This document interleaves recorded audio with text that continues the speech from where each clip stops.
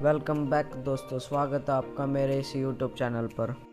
आज मैं फिर से आपके लिए एक अमेजिंग वीडियो लेकर आ चुका हूं। इस वीडियो में हम टॉप 3 अमेजिंग न्यूज़ के बारे में जानेंगे। News number 1।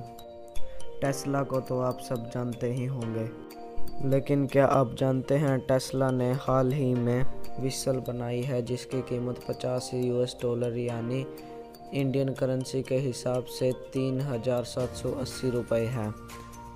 क्या आप इस व्हीसल को ख़रीदना चाहेंगे? कमेंट सेक्शन में बताएं। News number 2। क्या आप जानते हैं हाल ही में ट्विटर के CEO एक भारतीय व्यक्ति पराग अग्रवाल बने हैं जो IIT मुंबई से ग्रेजुएटेड है। वाह, सच में भारतीय व्यक्तियों पर नाज है। News number 3। आप सभी ये तो जानते होंगे कि पुराने समय में गाड़ियों के इंजन में से एक नॉकिंग साउंड आया करती थी, लेकिन क्या आप इसके पीछे का कारण जानते हैं? इसके पीछे का सबसे बड़ा कारण यही है कि पुराने समय में गाड़ियों में जो पेट्रोल डाला जाता था उसका कंबशन सही से न होने के कारण जो अनकम्बस्टिबल पार्टिकल रह जाते थे वो इंजन में टकरा कर ये नॉकिंग साउंड प्रोड्यूस किया करते थे।